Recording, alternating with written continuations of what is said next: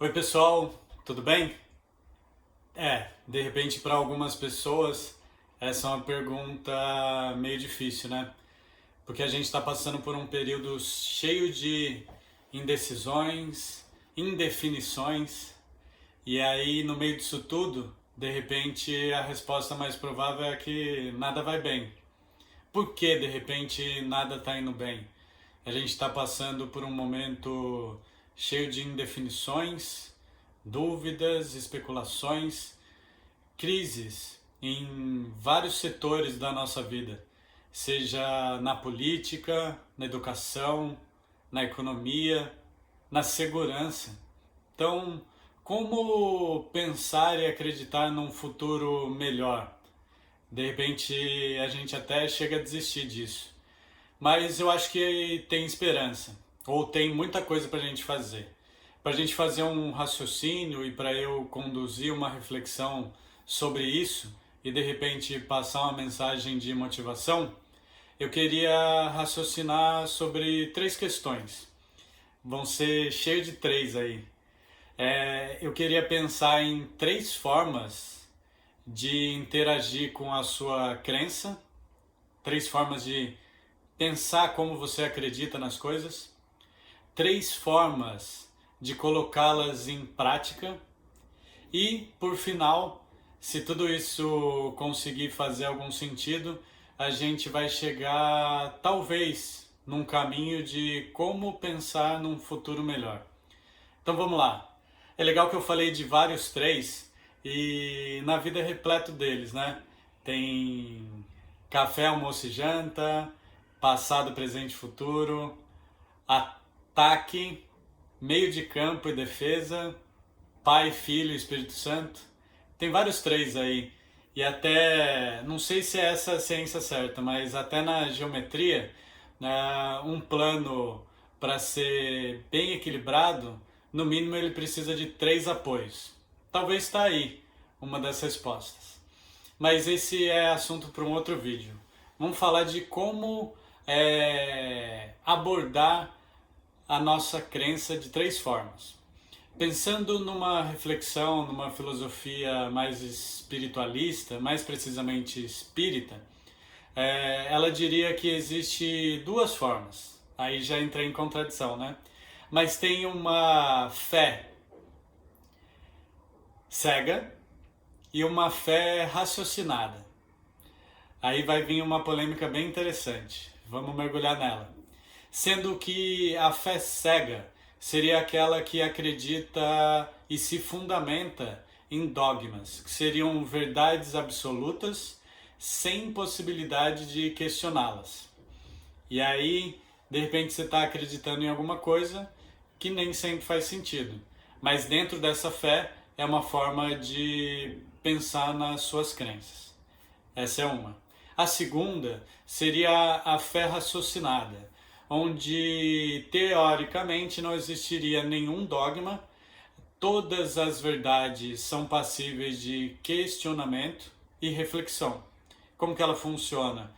Tem alguma crença, algum comportamento, algo repetido há muito tempo, a gente pode questionar, medir pelo bom senso, se aquilo continuar fazendo sentido, a gente continua praticando, senão a gente muda nossa prática. Legal. Só que aí a gente entra num outro campo minado.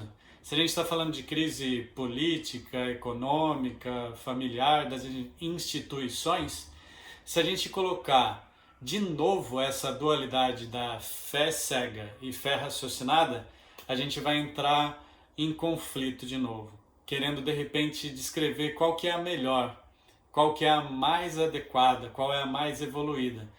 Desencana disso, deixa de competir, deixa de querer definir as coisas como certo e errado, preto e branco. Então vamos mudar um pouquinho isso.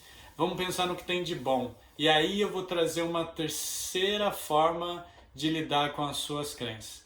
Então tenho a fé cega, que acredita em verdades absolutas e segue aquele caminho. Tem a fé raciocinada, que questiona coisas e muda de acordo com aquele raciocínio. Só que O nosso conhecimento, o nosso entendimento, até se a gente trouxer a ciência para tudo isso, ela é limitada. Ela não conseguiu descrever e mapear toda a realidade do universo. Então ela tem seus limites. Então ela não tem resposta para tudo. Então, consequentemente, nós também não temos resposta para tudo. Logo, a fé raciocinada tem seus limites. Aí eu colocaria uma terceira fé, que seria a fé mãos à obra, ou a fé prática, ou a fé vamos lá para ver o que vai acontecer. É a fé que coloca tudo isso em prática. Então vamos pensar no seguinte: se eu tenho uma verdade absoluta e ela funciona para mim, continuo seguindo. Se ela não faz sentido para mim, eu questiono, reflito e mudo aquele meu raciocínio acerca daquela verdade. Só que se eu parar aí, não vai adiantar de nada. Eu preciso colocar isso em prática para ver se aquilo que eu pensei faz sentido na realidade ou não. Então é um trabalho de três coisas: a minha fé cega para aquilo que eu ainda não tenho conhecimento, então vale guardar ali; a fé raciocinada para aquilo que eu já consigo refletir e questionar, e sempre colocando em prática para ver se tudo aquilo que eu pensei faz sentido. Legal. Como que eu posso trazer isso para a prática? Se a gente pensar dentro do assunto aí de crença, fé e tudo mais, uma das principais práticas é a oração, a prece, a reza. Nada mais é que uma conversa com algo maior, de repente com uma divindade, de repente com o todo, de repente com Deus, ou de repente com você mesmo, com o seu inconsciente, com algo que te motiva aí dentro. Então, quando a gente tem um desafio na nossa frente, a gente pode pedir forças para a gente mesmo.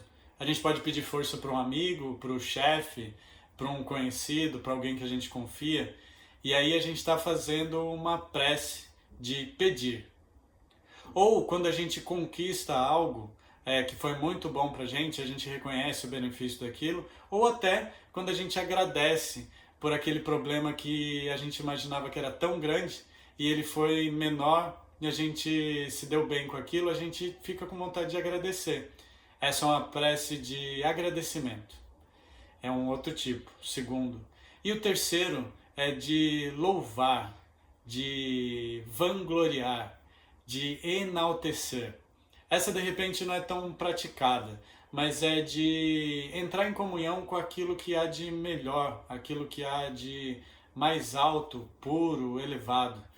Às vezes é difícil, mas às vezes a gente se sente tão grato e com tanta vontade de pedir mais que palavras não são suficientes, e de repente louvar, enaltecer algo pode ser uma solução. Então, se eu tenho três formas de pensar na minha crença: a cega, a raciocinada e a prática.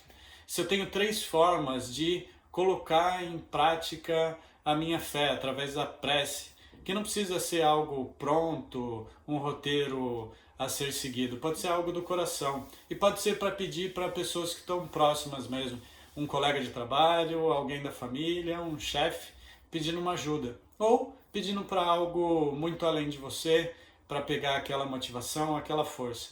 Então, com isso, não é fácil, não é simples, mas talvez a gente tenha motivação para pensar num futuro melhor, ou pelo menos que seja diferente do que a gente está vivendo agora.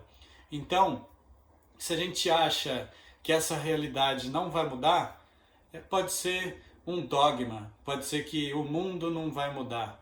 Será que não dá para a gente refletir sobre isso e questionar essa verdade? Talvez dê. E aí eu vou refletir sobre isso. Será que se o governo fizer algo, se a empresa fizer aquilo, se a ciência descobrir outra coisa, se a segurança for diferente, vai mudar? Pode ser. E se eu mudar frente a todas essas situações? Muito mais fácil, está no meu controle.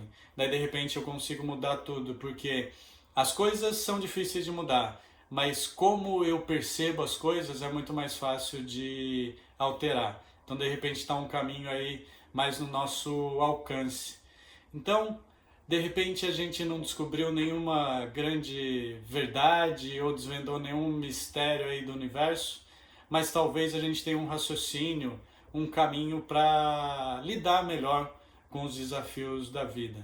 Então a gente pode ter crenças, verdades absolutas que são legais a gente manter, tem outras que a gente pode refletir e transformar de outra forma, mas sempre colocando algo em prática no nosso dia a dia. Então, essa mensagem de motivação, esse raciocínio que eu queria compartilhar com vocês e de repente ajudar a passar por esse momento, esses momentos, né, que são difíceis.